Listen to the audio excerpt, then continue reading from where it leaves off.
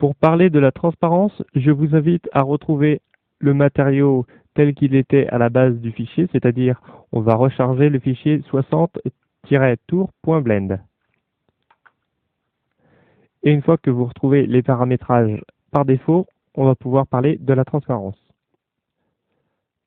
La transparence se gère dans l'onglet Transparency.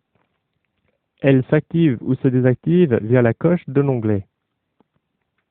Il y a plusieurs modes pour calculer cette transparence. Donc Mask, Z-Transparency et Ray Trace. Mask permet de créer un masque d'opacité. Z-Transparency permet de créer de la transparence simple de type plastique. Et Ray Trace permet de créer des effets de déformation de transparence, par exemple les déformations dues à un matériau de verre. Donc ces trois méthodes utilisent les mêmes paramétrages de base qu'on va voir juste après.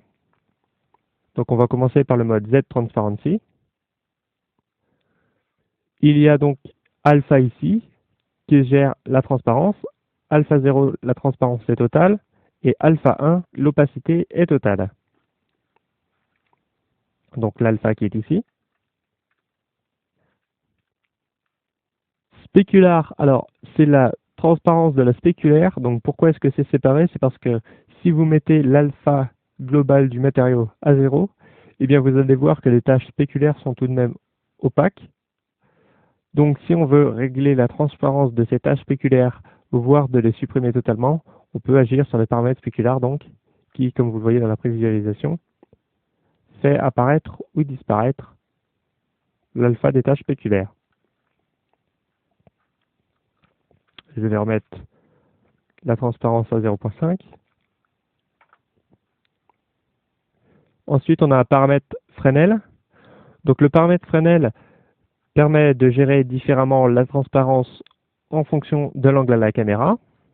Donc par exemple, si vous voulez que les faces qui sont tout à fait dans l'axe de la caméra soient plus transparentes que les faces qui sont sur les côtés, eh bien c'est possible avec cette option Fresnel.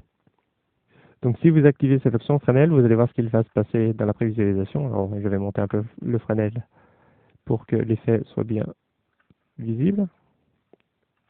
Donc là, c'est assez clair que les faces qui sont ici sont plus transparentes que les faces qui sont sur les côtés.